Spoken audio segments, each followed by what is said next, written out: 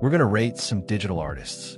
There are thousands of amazing digital artists out there, and today we're going to pick a few of the greatest and rank them. But honestly, I don't like judging art. So in this video, I'm not judging who's better or worse. I'm just sharing how much I love the art of these incredible artists. This is simply about how much they inspire me. These are my personal opinions, and every artist featured in this video is far, far greater than me. So let's get started. First, we have Sanders' art. Right now, he is my biggest inspiration. I genuinely consider him my ideal, and I have a personal goal to surpass him one day. The day I reach his level or go beyond it is the day I will truly consider myself a great artist. What I love the most about his work is his storytelling. His art doesn't feel like just a drawing. It feels like a complete story. The way he builds his characters, places them into an environment, and adds a meaningful background, it all comes together perfectly. Every artwork feels alive. His use of colors, especially the saturation levels, is something I really admire. There's something about his color choices that instantly makes you feel good when you look at his art. It has a very pleasing and engaging vibe. Another thing I absolutely love is his composition. The way he arranges elements in his artwork is just on another level. But more than anything, his ideas stand out the most to me. The concepts he comes up with are extremely creative and innovative. At one point, I realized that his ideas are actually my favorite part of his work because they are so unique and fresh.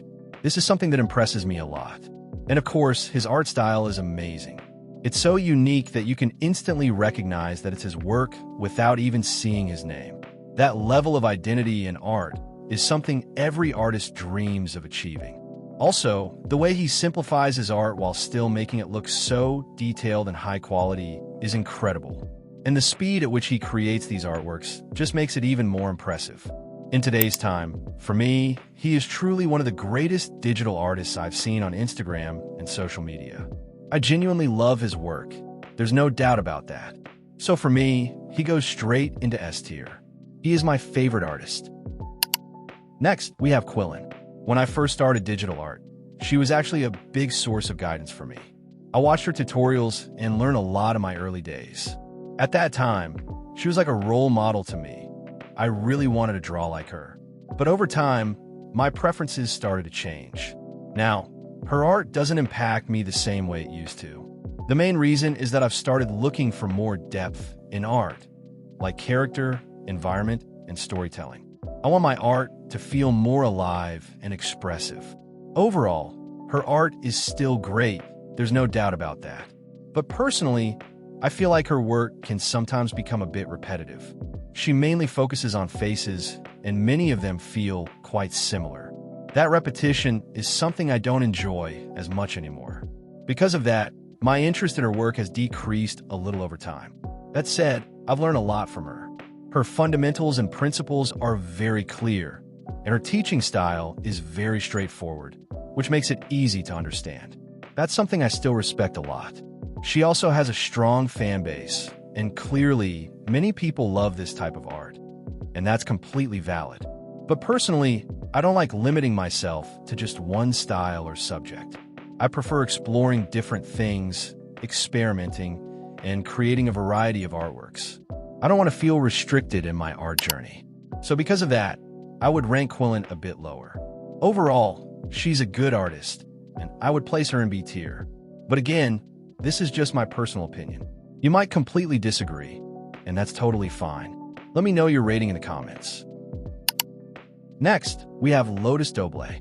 Honestly, even today, I still wonder, why is she so underrated in the art community? Her art feels absolutely magical to me. It's incredibly inspiring, and there's just something about it that instantly grabs your attention. The moment you see her work, it doesn't just look good, it feels special.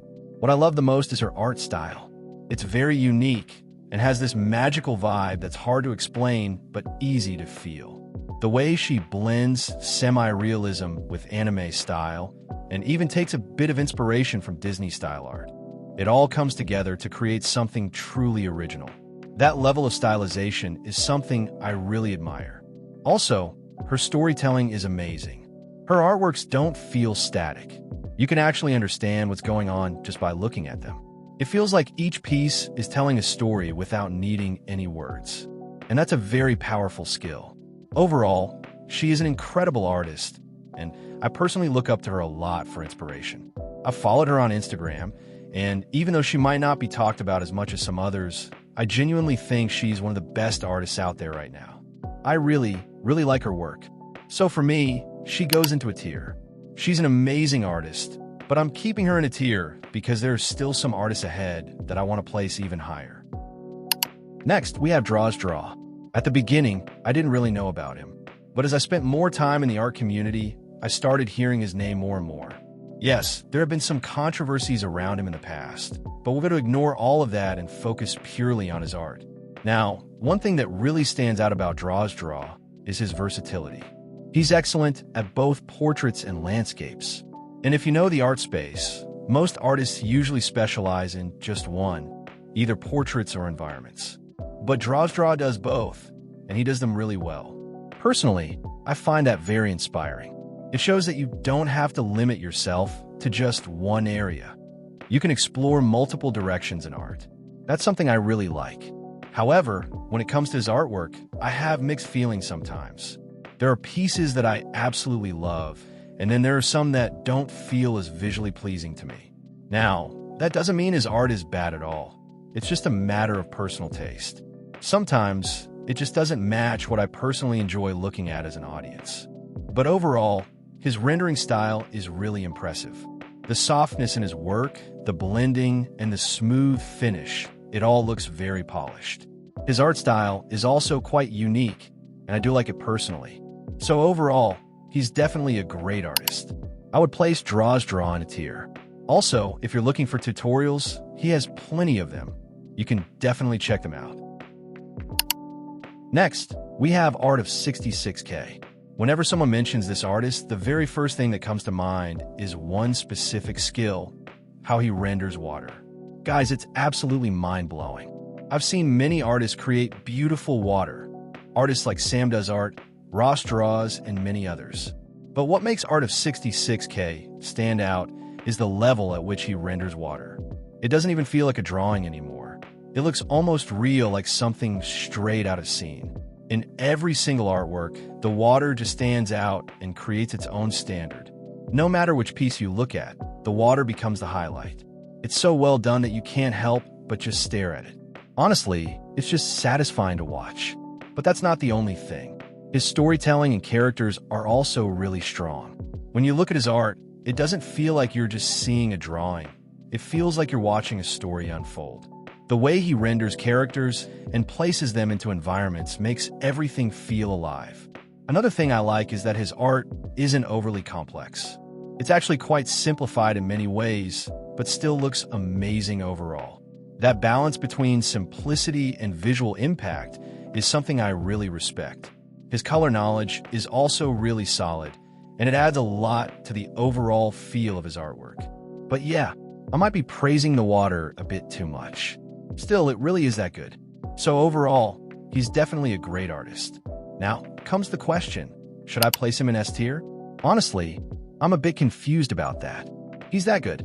But for now, I'll keep that thought and move on to the next artist. Next, we have Lop. Guys, this is one of those artists that honestly doesn't even need an introduction. For at least the past year, he has been a major source of inspiration in the art community. And for me personally, he's incredibly inspiring. When you look at his art, it genuinely makes you wonder, how can someone even reach this level? That's the kind of impact his work has. I'm not 100% sure, but I've heard that he didn't even go to an art school. And if that's true, that just makes it even more impressive. Because when you look at his work, his fundamentals, composition, and overall understanding of art are just insane. Everything feels so well thought out and perfectly executed. His compositions are beautiful, his ideas are unique, and every piece looks visually stunning. One thing I really love is the texture in his work. The way he maintains and controls textures. It's on a completely different level. And we have to talk about his jewelry details. The way he renders jewelry is just incredible. It adds so much richness and depth to his artwork. Honestly, there's not much more I can say. His work speaks for itself. So without overthinking, he goes straight into S tier. Guys, now let's move on to our final artist, Guiways.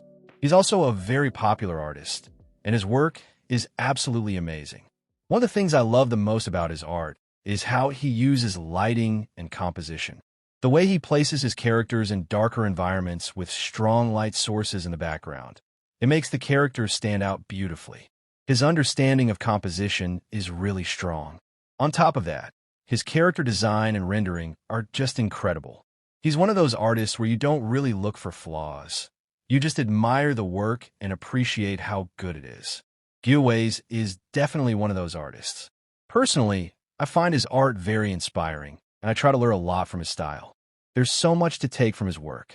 But at the same time, when I think about reaching that level, it feels almost impossible sometimes, like how can someone get that good? But still, nothing is impossible. With enough hard work, one day we can reach that level too. And who knows, maybe one day, some YouTuber will include my name in their video like this. That would be an amazing feeling. So yeah, Guiways is definitely a great artist. No matter what, I'm placing him straight into S tier. And yeah, guys, that's my ranking. Again, this is just my personal opinion. Every single artist in this video is insanely talented and way above my level. I'm just sharing how much they inspire me. At the end of the day, art is not about who is better. It's about expression, growth, and enjoying the process.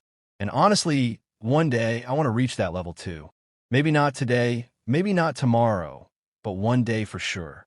So if you're also on your art journey, just keep going, stay consistent, keep learning, and never limit yourself.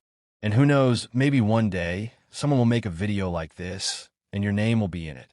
If you enjoyed this video, make sure to like, subscribe, and comment your own rankings. I'd love to see your opinions. And yeah, I'll see you in the next one.